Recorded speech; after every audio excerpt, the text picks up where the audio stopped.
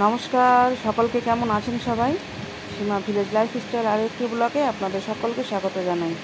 তো আজ রবিবার, আজকে সকাল সকাল সকাল তো নয়, এখন বাজে 10:10। তো আমি এখন থেকে ব্লগটা স্টার্ট করলাম। তো আজকে দুপুরের মেনুতে আছে পনিরের তরকারি আর সঙ্গে কিছু ভাজাভুজি করব। তো পনিরগুলোকে প্রথমে আমি পিস পিস করে এখানে কেটে নিচ্ছি। একবারে সব কেটে কুটে গুছিয়ে তারপরে আমি রান্নাঘরে যাব। তো সঙ্গে আরও কিছু করব ভাবছি, একটা ভাজা করে নিব, ডাল কিংবা আরেকটা কিছু সবজি করে নিব, কারণ শুধু পনিরের সবজি শুধু হবে না ঠিক।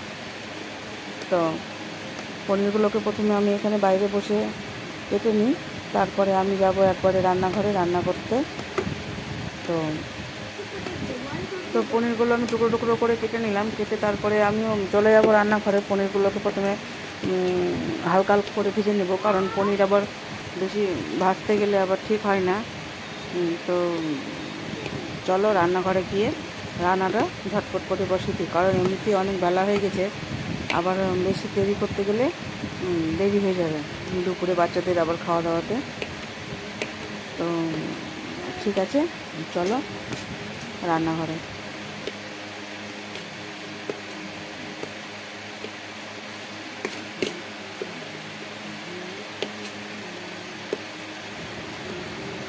তো রান্নাঘরে গিয়ে যে কড়াই বসিয়ে দিয়েছি, তারপরে পনিরগুলোকে একটু হালকা লাল লাল করে ভেজে নেব, কারণ বেশি ভাজতে গেলে আবার একটু কড়া হয়ে যায়।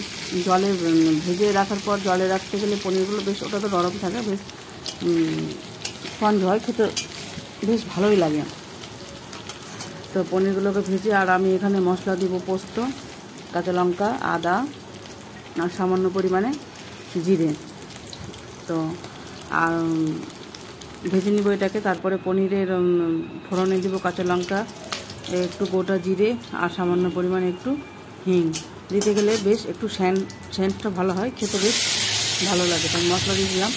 মশলা দেওয়ার পর ভেজে টেজে তাড়াতাড়ি করে মশলাটা কষে, কারণ আমার এমনিতেই অনেক আজকে দেরি হয়ে গেছিলো। তো কষে আমি তাদের জল দিয়ে ওদিকে নিয়ে ক্যাশিও নিয়ে বসেছে। তো ভাবছি ওটা আপনাদের সঙ্গে একটু শেয়ার করি, কারণ ভীষণ একটা ভালো জিনিস ওর বাবা ওকে গিফট করেছে। তো চলো এখানে তোমাদেরকে নিয়ে যাই।